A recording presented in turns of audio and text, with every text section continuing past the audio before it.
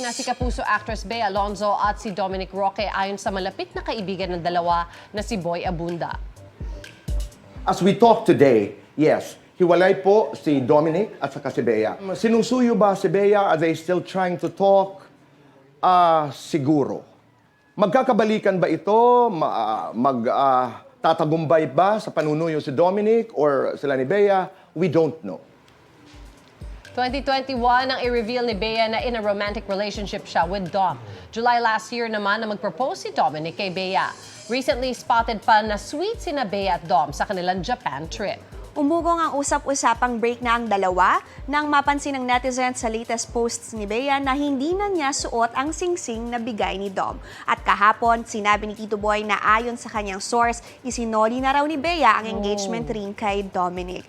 Nilinaw rin ni Tito Boy ang ilan pang issue. Ang nag-volunteer sa nanay ni Bea na okay ang prenup ay si Dominic. So I don't think it is and it was an issue unless nabago po yung kwento. The narrative is not about Bea ang problema kaya sila naghiwalay. Si Bea gusto ma-save ang relasyon na ito. Si Bea wants this to work. Wala pa personal na pahayag sina Bea at Dominic tungkol sa kanilang hiwalayan.